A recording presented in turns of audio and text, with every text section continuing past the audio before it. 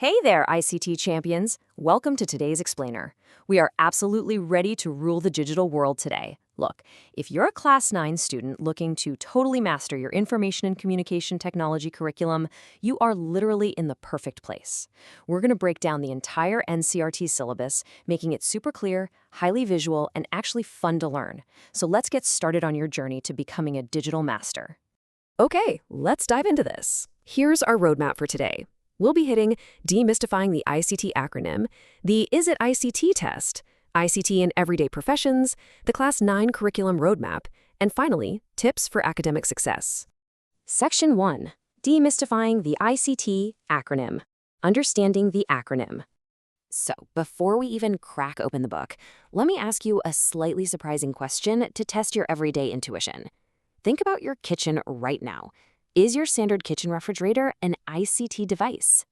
Take a second to really think about it. I mean, it uses electricity, it's a pretty complex machine, but does it actually count as information and communication technology? Well, to answer that, we have to look at the actual definition. ICT literally stands for information plus communication plus technology. For a device to be considered ICT, it needs to process, store, share, or communicate information using technology. Notice the visual on your screen breaking this down. Having a picture for the topic really helps cement the idea. So the crucial point is, that standard refrigerator from the last slide, it just stores food. It doesn't process data, it doesn't communicate, and it sure doesn't share information. Therefore, a normal fridge is definitely not an ICT device. Section 2, the Is It ICT test. Let's test your knowledge. Let's compare two things you might actually have sitting in your living room right now.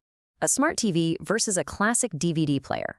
The smart TV gets a massive yes. Why? Because it connects to the internet, it streams content, and it communicates data back and forth. Now the DVD player gets a big no. It only plays stored media from a disk, it doesn't communicate outwardly, and it doesn't process independent information. So connectivity and processing are your deciding factors here. And this brilliantly illustrates how we can categorize all sorts of hardware. Let's walk through this together. A computer? Yes, absolutely. It's the very base of ICT. It processes, stores, and shares. Wi-Fi? Yes, it connects devices for communication. A digital camera? Yes, for sure, because it captures, stores, and you can share those images. But what about headphones? Nope, they're just an output device. No independent processing happens there. A radio? No, it just gives you one-way information with zero interaction. And a hard disk? By itself? No way. It stores data, sure, but it can't communicate or share that data on its own. It needs to be plugged into a computer for that to happen. Section 3, ICT in everyday professions. Seeing ICT in the real world.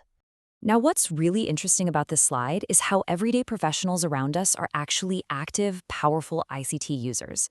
Just look at the visual breaking this down.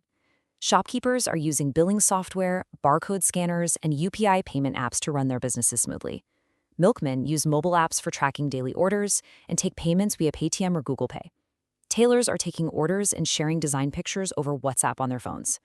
And doctors, they're using PCs for patient records, writing e-prescriptions, and checking digital reports. Basically, ICT is literally everywhere on the streets. But you know, it's not just about simple communication. ICT tools allow us to create and transact. Whether you're a student editing a school function movie with software like OpenShot, or someone just ordering gifts for a friend online via Amazon or Flipkart, you're actively using ICT to get things done. It empowers both creation and commerce in our daily lives, and that's a real game changer. Section 4, Class 9 Curriculum Roadmap. Exactly what you'll learn. All right, shifting gears to the textbook, here are the 8 chapters you're going to be conquering this year. The first half covers Intro to ICT, creating textual communication, creating visual communication, and creating audio-video communication. Then, the second half takes you through presenting ideas, getting connected to the internet, safety and security in the cyber world, and finally, fun with logic. This book brilliantly takes you from basic word processing all the way to crucial cybersecurity and the core fundamentals of programming logic. And please remember, this syllabus isn't just about memorizing random facts. Look at the visual representation here, showing how these 4 major learning strands interlock: connecting with the world, connecting with each other, creating with ICT, and interacting with ICT. Seeing it as a cycle like this makes it so much easier to understand. These 4 pillars form a continuous loop designed to make you a fully digitally literate citizen, totally ready to thrive. Section 5, Tips for Academic Success, How to Ace the Exam. Let's move to and see how this builds into an actionable study plan.